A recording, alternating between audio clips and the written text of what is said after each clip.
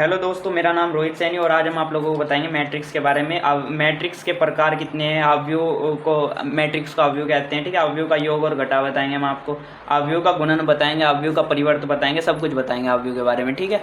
तो चलिए चलते हैं अवयव के प्रकार। अवयव के प्रकार क्या होते हैं? सबसे पहले नाम आता है स्तंभ अवयव। तो स्तंभ अवयव जो होता है, देखो इसमें लिखा हुआ है कि एक अवयव स्तंभ अवयव कहलाता है यदि उसमें केवल एक स्तंभ होता है। जिसमें केवल एक ही स्तंभ होता है ना, जैसे मतलब कि हमारे पास ये दे दिया 0√3 और -1 और 1/2, तो केवल एक ही स्तंभ है हमारे पास और कोई दूसरा स्तंभ नहीं है, ठीक है। तो ये एक स्तंभ है और तो भाई, और रो कितने हैं इसमें? 1 रो, 2 रो, 3 रो, 4 रो, ठीक है। तो 4/1, 4 का मतलब है कि भाई 4 रो है इसमें और कॉलम 1 है, तो इसे हम स्तंभ अवयव कहेंगे। हमें इसे ज़्यादा सोचने की जरूरत नहीं है, ठीक है। स्तंभ अवयव में बस कहने की बात यही है, स्तंभ अवयव होता है जो खड़े में नंबर लिखे होते हैं वो स्तंभ अवयव होता है, ठीक है। और पंक्ति अवयव क्या होता है? जिसमें लाइन में नंबर लिखे होते हैं, वो जैसे ऐसे लिखा 1 2 3 4 3, ठीक है। ऐसे जो लाइन में जो भी नंबर लिखे होंगे, जैसे इसमें लिखा हुआ कि 1/2 माइनस के और भाई √5 2 और 3, ये सब लाइन में लिखे हैं, तो ये क्या होगा? ये होगा पंक्ति अवयव, ठीक है। पंक्ति अवयव, ये दो चीज़ क्लियर होगी। अब आते हैं वर्ग अवयव। वर्ग अवयव एक ऐसा अवयव होता है भाई जिसमें मतलब कि कॉलम और रो समान होते हैं, मतलब कि जैसे 2 ही रो है और 2 ही कॉलम है, ठीक है। जैसे इसमें एग्जांपल दे रखा है कि भाई इसमें दे रखा है 3 रो 3 कॉलम का, ठीक है। देखो 3 रो यानी कि 1 रो 2 रो 3 रो, 3 रो होगी और 3 कॉलम, 1 कॉलम 2 कॉलम और 3 कॉलम। ये हो गया भाई 3/3 का, यानी कि इसे कहते हैं वर्ग अवयव, ठीक है। स्क्वायर मैट्रिक्स इसे कहते हैं हम, ठीक है। या फिर हम 2/2 में लेंगे, अगर हम वर्ग अवयव का एक और एग्जांपल ले रहे हैं हम अपनी तरफ से, ठीक है। तो भाई 1 2 और 3 और 4 मान लिया हमने, ठीक है। इसमें क्या है भाई, 2 ही रो है इसमें, यानी कि 1 रो और 2 रो। रो को कैसे लिखते हैं हम? R से और R से, R1 और R2। और भाई इसे ये 2 ही कॉलम है इसमें, 1 कॉलम और 2 कॉलम, C1 और C2। तो यानी कि 2 ही रो है और 2 ही कॉलम है। इसे ही जो बराबर होते हैं, जिसमें 2 ही रो और 2 ही कॉलम या 3 ही रो 3 ही कॉलम, तो उसे हम क्या कहते हैं भाई? वर्ग अवयव कहते हैं उसे हम, ठीक है। या फिर स्क्वायर मैट्रिक्स कहते हैं उसे, ठीक है। फिर आता है भाई हमारे पास विकर्ण अवयव। विकर्ण अवयव क्या होता है भाई? यह एक ऐसा अवयव हो, मतलब कि इसमें हमें ध्यान रखना, विकर्ण अवयव में बाकी सारे संख्याएं अवयव जो होंगे अंदर मैट्रिक्स में वो सारे शून्य होंगे बस। जैसे कि केवल विकर्ण वाले जो हैं वो संख्या लिखी होंगी, बाकी सारे शून्य होंगे। जैसे विकर्ण किसे कहते हैं? विकर्ण का तो पता ही है, तिरछा। जैसे कि एक यहाँ से लिख दिया, एक यहाँ से लिख दिया, एक यहाँ से लिख दिया, ठीक है। तो ये जो विकर्ण, इसे कहते हैं विकर्ण। तो विकर्ण में लिखी हुई होगी केवल संख्या और बाकी सारे में 0 0 होगा चारों तरफ। देखो जैसे एग्जांपल के लिए इन्होंने दिया कि भाई -1 और 2 विकर्ण है, ठीक है। विकर्ण में तो संख्या लिखी हुई है और बाकी सारे 0 हैं, बाकी सारे क्या है? 0 है। देखो इसमें भी 0 0 0 0 0। विकर्ण क्या है? -1.1 और 2 और 3, ये विकर्ण बन गया। तो विकर्ण में संख्या है, यानी कि ये क्या कहते हैं? विकर्ण अवयव। ये भी क्लियर हो गया। अब एदिश अवयव आता है हमारे पास। एदिश अवयव में क्या होता है भाई? इसमें तो विकर्ण अवयव में तो ऐसा था कि भाई संख्या कुछ भी लिखी हुई हो विकर्ण में होनी चाहिए और बाकी सारे अवयव जो है वो 0 होने चाहिए। लेकिन इसमें क्या है भाई? इसमें जो विकर्ण में लिखी हुई है वे सारी सेम संख्या होनी चाहिए। सेम संख्या अगर है तो वो एक क्या है? अदिश अवयव है, यानी कि स्केलर मैट्रिक्स है, ठीक है। यदि देखो इसमें देखो -1 और -1 क्या है भाई? विकर्ण में समान है और बाकी सारा 0 है। सिस्टम रहोगा इसमें भी 0 ही सारा, सिर्फ विकर्ण वाला होना चाहिए इसमें समान। जिसमें विकर्ण समान आ गया, या तो इधर से समान आ जाता है या फिर इधर से समान आ जाता। इसमें इधर से समान आया तो यानी कि √3 विकर्ण समान है, तो ये क्या हो गया? एक, इसे कहेंगे हम एदिश अवयव, ठीक है। ये भी हो गया। अब आते हैं भाई हम तत्समक अवयव, आइडेंटिटी मैट्रिक्स। ये है कि भाई अगर 2 रो और 2 कॉलम है, इसे हम आई से लिखेंगे। अगर 2 रो और 2 कॉलम के लिए अगर हमें कोई क्वेश्चन आ जाएगा, तो जैसे 2 रो 2 कॉलम के लिए हमें एग्जांपल मान लेंगे 1 2 और 3 और 4 दे दिया हमें, ठीक है। 1 2 और 3 और 4 दे दिया, तो ये 2 × 2 यानी कि 2/2 का 2 ही रो है और 2 ही कॉलम है इसमें। तो हम क्या करेंगे? 1 0 0 1, ये हमेशा ही रहेगा 2/2 के लिए, ठीक है। 2 रो 2 कॉलम जिसमें होगी उसमें आई का मान हमेशा ही रहेगा, और जिसमें 3 रो और 3 कॉलम होगी उसमें हमेशा आई का मान 1 0 0 0 1 0 0 0 1 ये रहेगा हमेशा 3/3 के लिए और 2/2 के लिए। अभी यहाँ अच्छे समझ में ना आ रहा हो तो आगे जब सवाल करेंगे तो अच्छे समझ में आ जाएगा, ठीक है। वैसे तो आ गया होगा। अब ये हो गया। अब शून्य मैट्रिक्स। शून्य अवयव बहुत आसान है, जिसमें सभी अवयव जो है अंदर लिखे हुए जो 0 0 0 0 0, जिसमें सारे चीज़ें 0 होंगी, इसमें कुछ नहीं होने का, वो शून्य अवयव होगा, ठीक है। बस ये बात याद रखनी है। तो चलिए चलते हैं भाई, पहले इसकी तरह अवयव का योग देख लेते हैं। अवयव का योग या फिर घटा। योग देख लेते हैं पहले, ठीक है। तो योग वाला कोई क्वेश्चन देख लेते हैं भाई।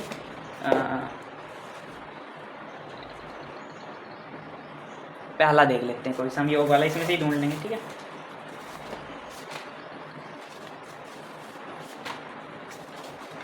अवयव का योग ये रहा, ये है, ठीक है। योग वाला क्वेश्चन ये रहा। तो हमें ए में क्या दे दिया, हमें कहा ए के बराबर दे दिया हमें √3 1 और -1 है। और हमें दूसरा क्वेश्चन दे दिया कि भाई जो है 2 3 और 0, और बी दे दिया भाई हमें 2 -2 और √5 और 3, ठीक है, 1 और 1/2। हमें कहा a + b ज्ञात कीजिए। तो जब भी ऐसा क्वेश्चन आ जाए कहीं से, हमें कह दिया कि भाई a और b दे दिया और a + b ज्ञात कीजिए, तो हमें कुछ नहीं करना, हमें एकदम से इसे कर देना कि भाई हमें देखना है इसमें रो कितने और कॉलम कितने हैं, क्योंकि रो और कॉलम अगर समान होगी तभी घटाम जोड़ सकते हैं, ठीक है। देखो 1 रो 2 रो, 2 रो होगी और बाई लगा देंगे हम, ठीक है। और भाई कॉलम कितनी है इसमें, 1 2 3, 3 कॉलम होगी, तो 2 × 3, और इसमें कितनी है 1 रो 2 रो, 2 रो होगी और 1 2 3, 3 कॉलम होगी, यानी कि हम इसे जोड़ सकते हैं बड़े आराम से, ठीक है।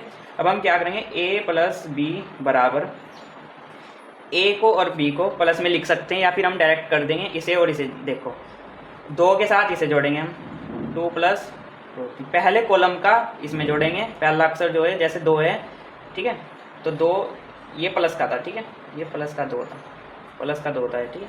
तो इसे हम √3 में जोड़ देंगे और 1 + √5 जोड़ देंगे, और इस 1 में 1 जोड़ेंगे माइनस का, तो ये 0 हो जाएगा।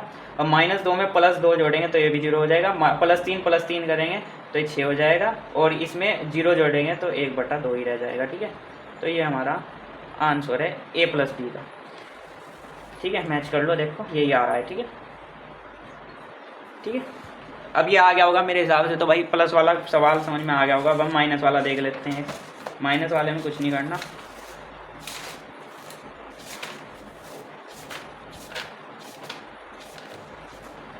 ये देख लेते हैं भाई।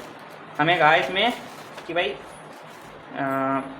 दूसरा क्वेश्चन दे दिया हमें, दूसरा क्वेश्चन दे दिया हमें कि भाई माइनस वाला ज्ञात करना हमें, कि भाई a दे दिया हमें 2 4 और 3 और 2, b दे दिया हमें 1 -2 3 और 5, ठीक है। a - b ज्ञात करना है, यानी कि a में से b को घटाना। क्वेश्चन आ गया ऐसे।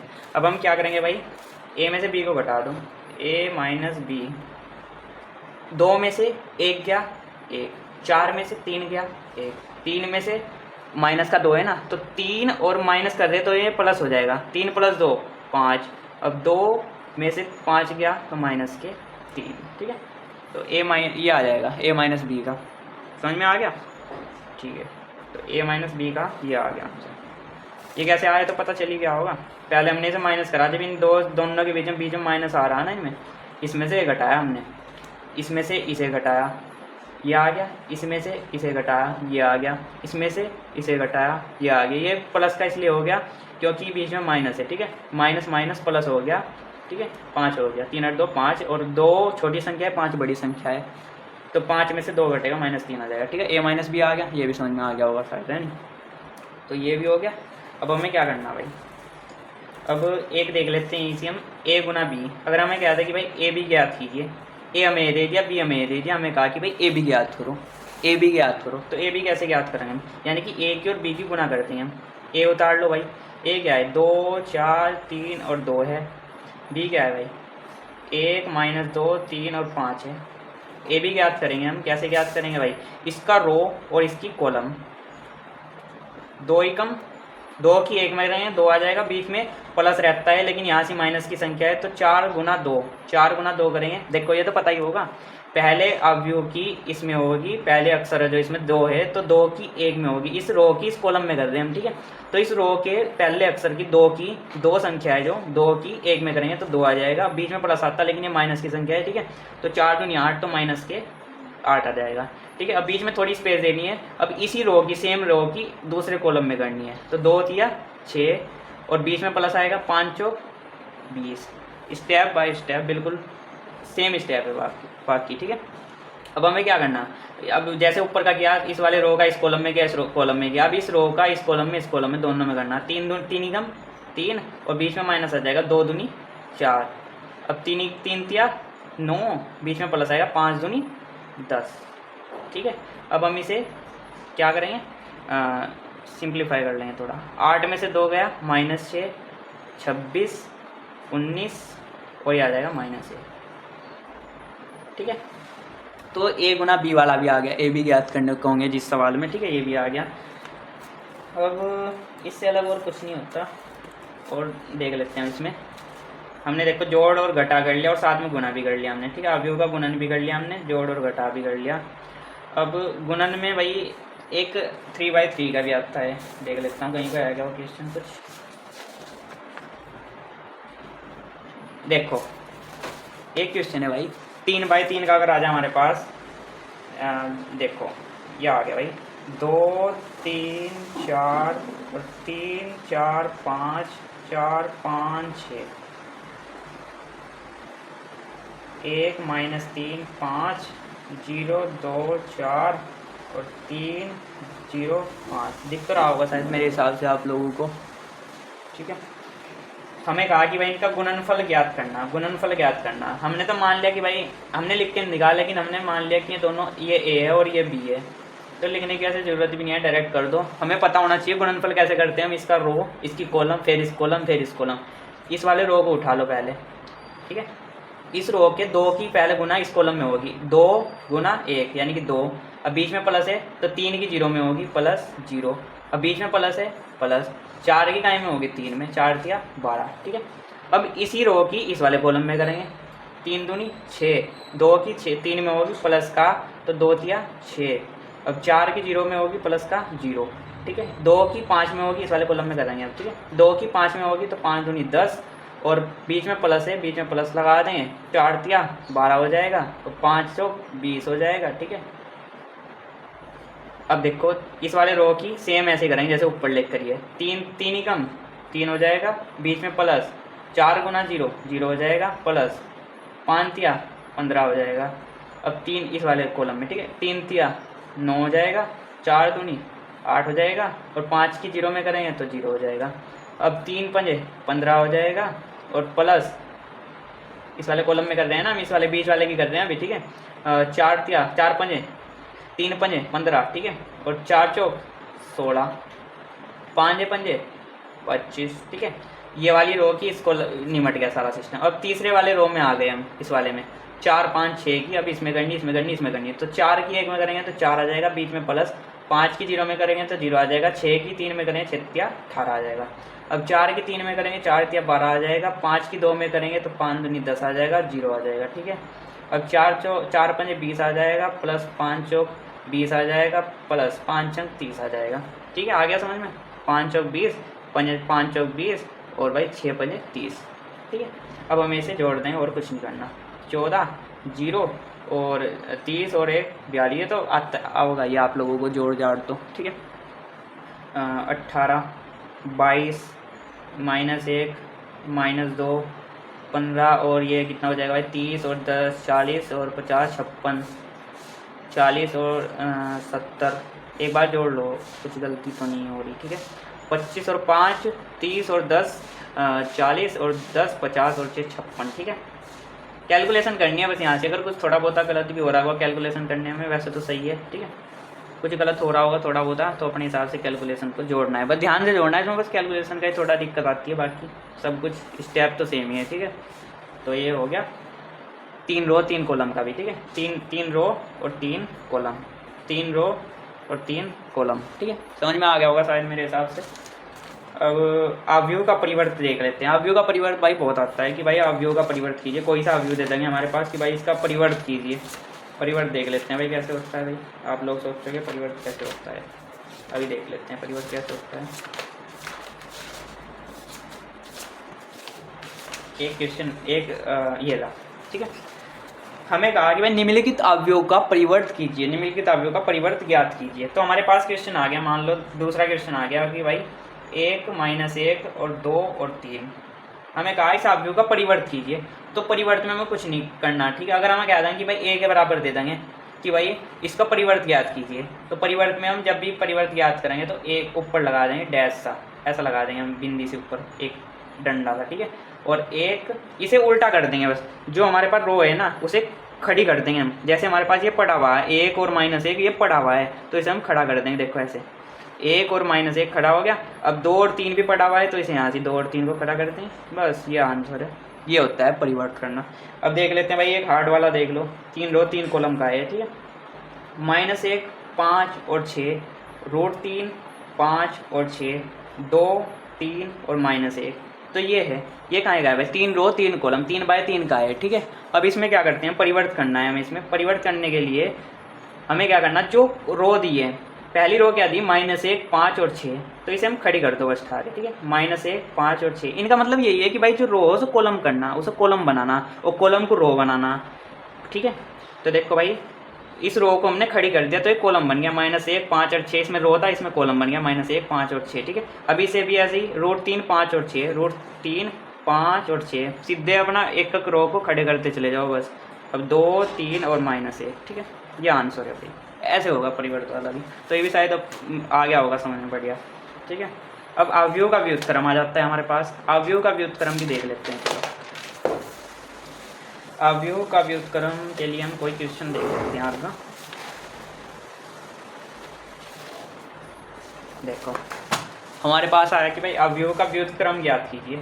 व्युत्क्रम ज्ञात करने के लिए हमें दे दिया ए दे दिया हमें मैट्रिक्स, ठीक है। 1 2 और 2 और -1, हमें कहा व्युत्क्रम ज्ञात की। व्युत्क्रम को हमेशा हम ए के ऊपर -1 से दर्शाते हैं, इसे -1 नहीं बोलते, इसे ए इनवर्स बोलते हैं, ठीक है। ए इनवर्स बोलते हैं हम इसे। तो ए इनवर्स ज्ञात करने के लिए हमें फॉर्मूला याद रखना हमेशा, ए इनवर्स बराबर 1/a का सारणिक। सारणिक किसे बोलते हैं, ए के अंदर, मोड के अंदर है, ठीक है। और भाई एड जॉइंट, गुना में एड जॉइंट ए, ठीक है।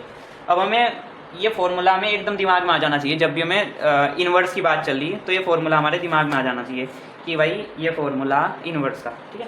तो इस फॉर्मूले में हमें कहीं की जरूरत है भाई, ए इन्वर्स निकालने के लिए हमें ए सारणिक की जरूरत है। तो ए सारणिक कैसे निकालते हैं भाई हम, ये भी क्लियर हो जाएगा आपका इसमें, ठीक है। ए सारणिक निकालने के लिए हम इसकी गुना करेंगे और बीच में माइनस आता है हमेशा, ठीक है। और इसकी गुना करेंगे। देखो 1 की -1 में करेंगे गुना तो -1 आ जाएगा, ठीक है। अब भाई 2 की 4 में करेंगे लेकिन बीच में -1 आएगा। अगर इनमें से भी कोई सा माइनस का होता है, -2 होता है एक इनमें, तो ये बीच में माइनस प्लस हो जाता। लेकिन यहाँ दोनों प्लस के, शुरू का माइनस का था, तो 1 की गुना -1 में हुई तो -1 आ गया, बीच में -2 दूनी 4, तो -4 और -1 -5। तो भाई मैट्रिक्स मतलब इसका सारणिक ए का मान हमारे पास आ गया। अब हमें एड जॉइंट ए की जरूरत है। एड जॉइंट ए निकालने के लिए हमें क्या करना होता है भाई, पहले निकालना होता है हमें उपसारणिक। उपसारणिक कैसे लिखते हैं, m से लिखते हैं वैसे, ठीक है। तो M11 M12 M21 और M22 ये निकालने हैं हमें, ठीक है। अब कैसे निकाल लेंगे भाई हम इन्हें, M11 जो है इसके सामने का, क्योंकि ये A11 होता है, इसे हम ऐसे लिखते हैं। देखो ये होता है कि भाई A11 A12 A21 A22, ठीक है। ये होता है A11 की जगह ये रखा है, A12 की जगह ये रखा है, ये स्मॉल a1 है, ठीक है। ये बात याद रखनी, स्मॉल ABCD में जो लिखे हुए हैं ये इनकी जगह लिखे हुए हैं। तो M11 यानी कि इसके सामने का, 1 की बात है ना, तो यानी कि 1 तो यही है, तो इसके सामने का क्या है भाई, विकर्ण वाला देखना है हमें। एक के सामने क्या है, जस्ट -1, तो -1 लिख देंगे यहाँ, ठीक है। M12 क्या है भाई हमारे पास, 12 तो ये है हमारे पास, M11 M12 ये है। M12 क्या है भाई हमारे पास, मतलब M1 मतलब A11 A12, तो A12 M11 का तो ये आ गया। M12 का कैसे निकाल लेंगे हम, जो इसके सामने है 2, ठीक है। अब M21 का जो इसके सामने ये हो जाएगा भाई, ठीक है। और M22 का जो इसके सामने है ये हो जाएगा भाई। अब हमें ज्ञात करना सैखंडज, सैखंड, ठीक है। सैखंड ज्ञात करेंगे तो सैखंड कैसे निकलता है भाई, A11 A12 A21 A22, ठीक है, ऐसे होता है। अब इसमें हम क्या करेंगे भाई, इसे हम ज्ञात करने के लिए भाई हम क्या करेंगे, A11 A12 ये हो गया। अब हमें क्या करेंगे, जो भी विषम संख्या है उसमें हम संख्या बदल देंगे और जो सम संख्या है उसमें हम कुछ नहीं बदल देंगे, ठीक है। तो A11 यानी कि एक सम संख्या, इन दोनों को जोड़ के एक सम संख्या आ रही, 2 एक सम संख्या, तो इसका हम चिन्ह नहीं बदल देंगे। A12 3 है, 3 एक विषम संख्या, तो इसका हम चिन्ह बदल देंगे, ठीक है, -2 हो जाएगा।